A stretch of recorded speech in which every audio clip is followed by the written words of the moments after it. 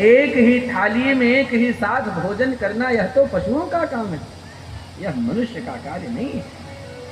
विद्वान को, बुद्धिमान व्यक्ति को चाहिए एक ही थाली में बैठ करके कभी भी पति पत्नी दोनों को भोजन नहीं करना चाहिए।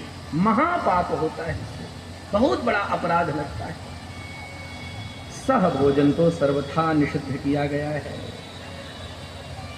गृहस्थः सहि विज्ञेयो यस्य गेहे पतिव्रता। हे देवी पार्वती, इन सारे नियमों का पालन करने वाली जो पतिव्रता स्त्री है, वह पतिव्रता जिसके घर में है वही वास्तव में गृहस्थ माना जाता है। भैया आपको क्या लगता है घर माने क्या होता है? घर किसे कहते हैं?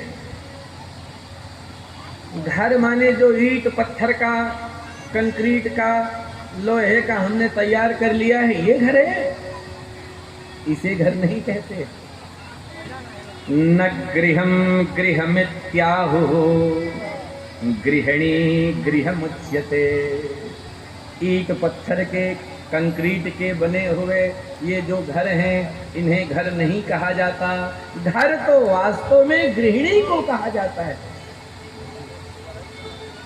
पत्नी माने घर, गृहिणी माने घर। बिना गृहिणी के घर सूना है, घर का कोई मतलब नहीं। गृहिणी को ही वास्तव में घर कहा जाता है। इसीलिए पत्नी बढ़िया मिल जाए तो लोग कहते भाई घर तो स्वर्ग हो गया, और पत्नी यदि गड़बड़ मिल जाए तो कहते भैया घर नहीं नरक है, नरक।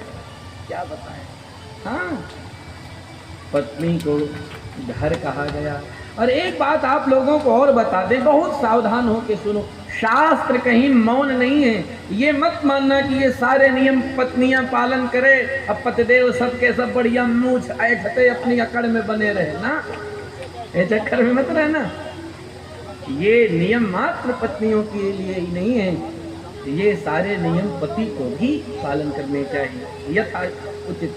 हाँ, पति को भी पत्नी का नाम नहीं लेना चाहिए। जैसे पत्नी पति का नाम न ले, वैसे पति पत्नी का नाम न ले।